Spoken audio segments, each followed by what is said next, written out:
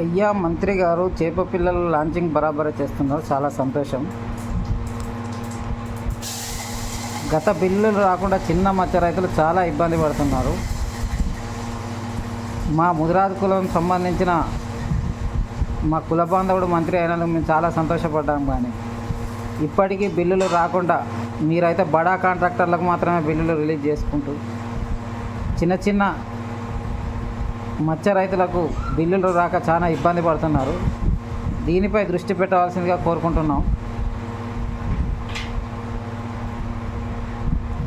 ఏదో పేపర్కు వచ్చినట్టు మీరు ఇప్పుడు ఈ టైంలో మీరు చేప పిల్లలు పోసినా కానీ అది అసలు మత్స్యకారులకు ఉపయోగం ఏమున్నాయని చెప్పి మేము ప్రశ్నిస్తున్నాను. చిన్న సైజు చేప పిల్ల 35 mm to 40 mm ఇప్పుడు పిల్ల పోస్తే అది ఏప్రిల్ వరకు ఎంత అవుతుంది? 2 ఇంచుల కన్నా పైన అసలే కాదు. పేరు గొప్ప ఊరు దిబ్బ ఉన్నట్టు మన కాంగ్రెస్ గవర్నమెంట్ నడుస్తుందని చెప్పి మేము భావిస్తున్నాను. అసలు మీరు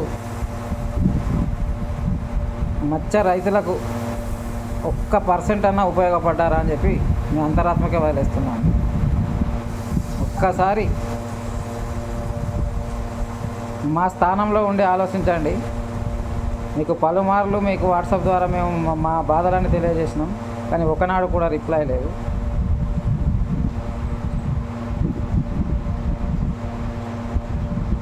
మా మత్స్య రైతులలో ఎవరో ఒకరు ఆత్మహత్య చేసుకున్నా కానీ ఆ పూర్తి బాధ్యత మీ కాంగ్రెస్ ప్రభుత్వం భరించాల్సి ఉంటుంది. ప్రతి చిన్న సన్నకారు రైతులు, మత్స్యకారు రైతులు కాంగ్రెస్ గవర్నమెంట్ వచ్చినందుకు సంతోషపడాలా, కానీ ఇప్పుడు ఎందుకు తీసుకొచ్చినామని బాధపడాల్సిన దుస్థితి ఏర్పడింది.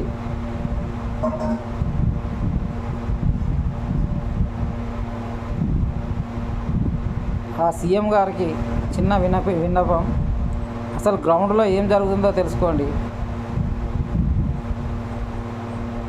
మీ కింద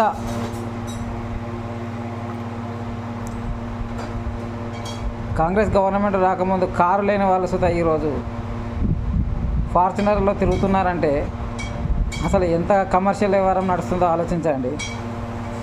కాంట్రాక్టర్లకు డబ్బులు చెల్లించడానికి మీ దగ్గర డబ్బులు లేవు, కానీ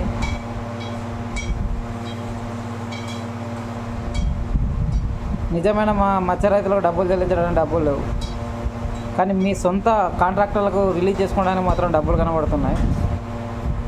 దీనికి మీరు తగిన మూల్యం కంపల్సరీ చెల్లించుకుంటారు. మా బాధలు మీకు ఊరికే పోవు. నిజమైన మత్స్య రైతుల గోస మీకు తప్పకుండా మీ కాంగ్రెస్ గవర్నమెంట్కి తగులుతుందని చెప్పి హెచ్చరిస్తున్నాను. జై ముదిరా.